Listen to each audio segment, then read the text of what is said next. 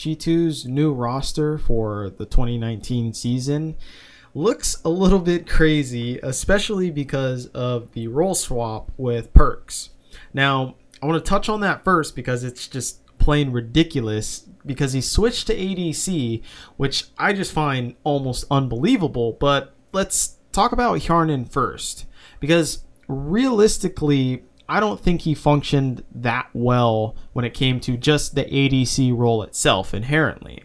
Now, I think he had some good qualities, of course, with the Heimerdinger pick, which was really good, but it also, more importantly, not only just he shined on that pick itself, but it showed that G2 had a fundamental understanding of how to play the macro game, especially in concern of certain picks and certain team compositions. They were very good at recognizing that, and so whenever Heimerdinger was picked, their macro was just pretty much flawless. And they would rotate Heimerdinger around and give him a pretty good vision control around whatever objective that he's trying to take, and then they would just kind of move him around the map like that. Just really systematic. And that seemed to be the only thing that he was really great on. Now, you can go back and talk about, well, what about his match against Uzi? Well, yeah, sure. But my problem with Hjarnan always was that he was never really a carry threat against any team that he faced. It was more so that either you would find Perks would pop off, Jankos, or Wonder, and it really was never Hjarnan that would be the crazy late game threat that you would fear in team fights or anything. So that's why I think removing him from the squad is a good idea, but to have Perks as the ADC... So there have only been a couple of role swaps in League's history. Some famous ones are Yellowstar when he moved from AD carry to support and then joined Fnatic so that he could pair up with Reckless. It's a very famous one. You have Afromu, who he switched early on from ADC to support. Not really that much of a big deal since it wasn't really at a time where the professional scene was booming. And then you have Core JJ, of course, who moved from AD carry in Dignitas, and then he moved over to Samsung Galaxy and played ADC as well. And then he moved to support. And then you have Score, who moved from ADC to jungle. And then, of course, Ambition, who switched basically during a slump from mid lane over to jungle. Now, most of these people, most of the Korean players, they swapped when it was the Korean Exodus. And it was when the Korean sister teams were merging together. That's when it was really big, to when, okay, since all these teams are merging together, you don't really have a chance to get your starting spot because you were one of the weaker ADCs or the weaker mid laners or junglers, whatever. So you would find people like Core JJ who would move over to North America and Team Dignitas to try and get something over there. It really didn't work out, and he moved back and was still somewhat of a weak ADC anyways. And then he would pair up with Ruler later on to form the bot lane for Samsung Galaxy. Now, with that said, it's very hard to role swap.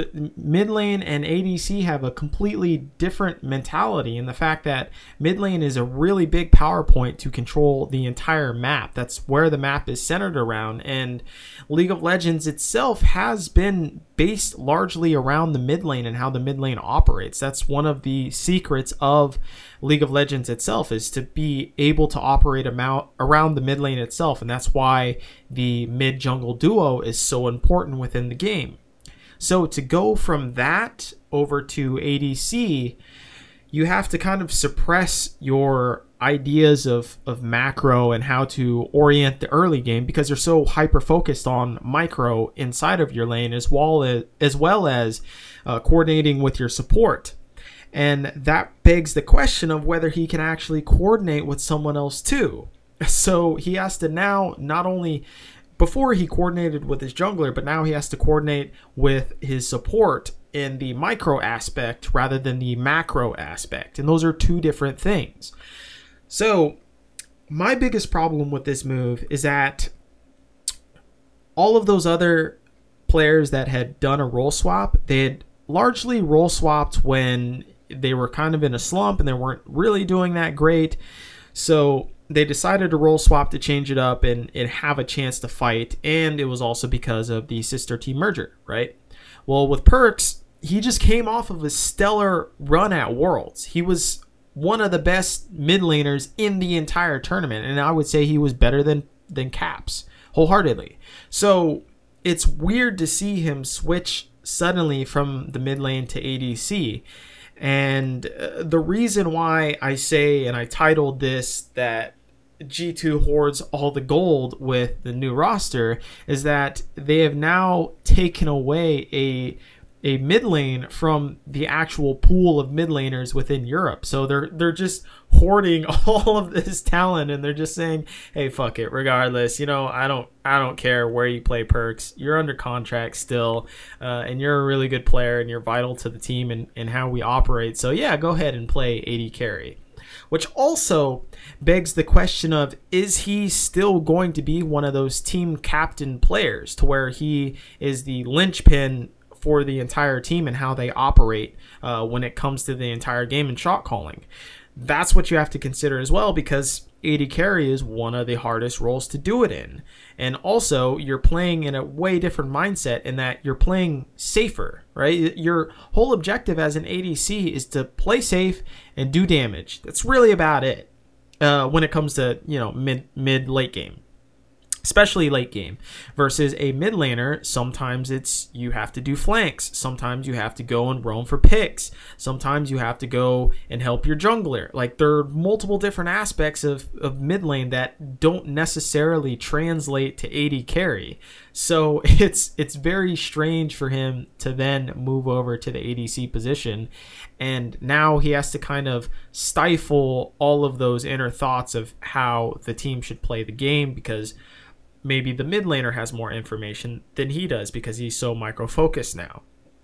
So enough about Perks. Let's get to Mickix. Now, he had a good run in both Splice and Misfits, but I think generally this is a poor choice.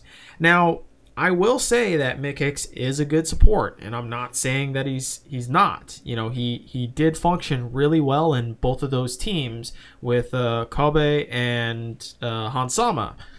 But Perks needs guidance at this point. If you have to think about just anyone in a new position, in a new role, they're going to be set off back a bit and need to actually learn that role and all the nuances and things, and probably just need a helping hand to function at that role optimally and also get up to speed.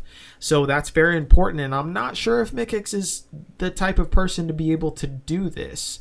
You would look for someone that's a extreme veteran, you know. So that's something to worry about. And he's also been playing with Hansama, who is a very lane dominant ADC. And we have no idea how Perks is going to function as an ADC. Now, before in the mid lane, of course, he was a dominant mid laner, but he also knew how to temper his aggression too later on in the years. But he is most largely known as a dominant mid laner. So it's still not fully expected that he will be a dominant ADC. That just largely depends on how he first functions with his support, and second is able to acclimate himself to the role. But I normally wouldn't have a problem with this support pickup, but just in the context of having Perks as his ADC, I'm not too sure. And I think this is a really big question mark when it comes to functioning in this new bot lane environment, because it's going to be completely different from any environment he's ever had to deal with, because this guy is role swapping. So there's going to take a whole lot of nuance that you have to explain to him in order to make things work. Now, going on to Caps. Caps, of course, is a good pick, you know, if you don't have Perks, I guess. But I would say he's the second best mid laner in Europe. Now, I would say normally this is the best pickup possible, but then you have to look at the context of Broxa versus Jankos. Because when I look at those two junglers and their different styles, they are completely different junglers. And that's why I'm hesitant to say that he's going to fit super well within this team. And that's also why I say he's the second best mid laner too, because I think Brox is just a better jungler than Jankos. So I think Perks has kind of been held back in that regard. But when you look at Brox's style, it's more control style. It's more like, okay, how can we get vision around the mid lane and then kind of dictate the pace of the game through that and scale up, versus Jankos is just run in there and hope I smash the enemy jungler, you know, and he's very hit or miss too. He could be a super high. He reminds me of a worse Peanut, right? He's mechanically great and he's very aggressive and he has these incredibly high highs, but damn are his low lows really low. So you have to consider that when you're looking at Caps, and it's whether if Caps can also temper his aggression too, because he is also known as this very aggressive mid laner, but I think he's more aggressive than Perks as well too. So that's going to be very hard for him to acclimate himself to Jankos' style, because it differs so much from Brox's style, which is based on control. So normally I would say Caps is a fantastic pickup, but in the context of having Jankos as his jungler and a bot lane which might not be as stable as a Reckless bot lane, then I think you're going to kind of run into some problems, at least early on. So overall, the whole mid lane situation is very weird, and it just feels like G2 is keeping a good mid laner from the rest of EU teams. That's basically my honest opinion on it, and they're putting in hopes that Perks can function as an ADC. Now, as far as Jankos, like I already said, I think he's an okay jungler, above average, but he's so streaky because of his aggression. Like I said, he'll invade often without vision or to get vision, and he'll just kind of try and 1v1 the enemy jungler a lot of the times, and if it works out, cool, he stomps the entire game by himself. But if it doesn't work out, he then puts his mid laner at a disadvantage, and it doesn't really work out for the entire team. And then if you consider the bot lane needing some extra help around this time too, because I assume they will need help, now it's more important for him to keep the bot lane stable so that they can make it into the mid game and late game okay. So it's a very difficult situation for Jankos to be in, and if he's able to temper his aggression a little bit more, I could see this working out, especially within sync of Caps, and maybe Caps can also help him improve as a jungler and tell him how he wants to actually play the game. Yeah, I could see that working out. Now with Wunder, I don't have any problem with Wunder. I think Wunder, keeping him is a fantastic idea. He's probably the best part of this roster because, you know, it's the safest thing. He's already been on this roster before, so I think he'll be able to function generally in the same capacity that he did before. So really, Wunder, there's not much to say about him. I think he'll play fantastically regardless of whether his team is able to play at a high level or not, and that will also come into factor of, okay, well, if we can't rely on Perks towards the late game, then that means we need to put all our baskets within the solo laners and then also become a even more hardcore 1-3-1 team. So maybe that's where they go, and if they do go towards that type of style, Caps and Wunder as a like tag team duo for that 1-3-1 actually wouldn't be that bad of an idea. So we'll see how that works. I think this roster could be complete shit, you know, it could be just ridiculously bad, and they end up going towards the bottom of the league, or at a high level as well. They could be top of the league, but I still wouldn't even put them as potentially the best team in Europe. I don't even think they can reach that peak with this roster. I think it's incredibly unrealistic with all the variables of the bot lane, the mid lane, and, you know, the jungle synergy that they have to have within the mid lane too. Now, we can't jump to conclusions, immediate conclusions at least, at the beginning of the spring split. I think it's going to be too early to judge this team outright, and maybe even towards the middle of spring split, I think it's too early to judge this team. You're probably going to have to wait until the end of spring split in order to get an accurate measure of how this team is going to function going into the summer split or, further. So it's going to be a tank for them during the beginning of spring split, I would assume, and maybe that's going to hurt their standings for the split points and whatnot, and to make it into Worlds, and maybe they can then get through the gauntlet. I think that's probably the best chance for this team going forward, as far as how their cohesion works and if they get online later.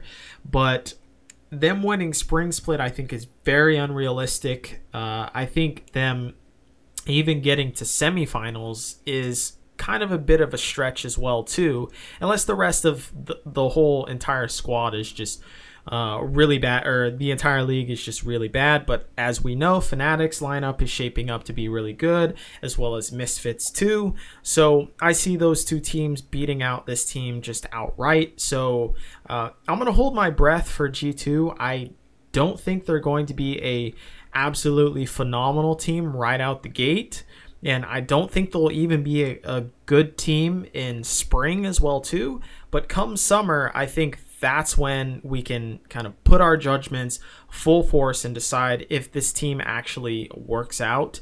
But this is a huge gamble for them, and I'm not sure if it's really going to work out, but I guess we'll see. I don't know.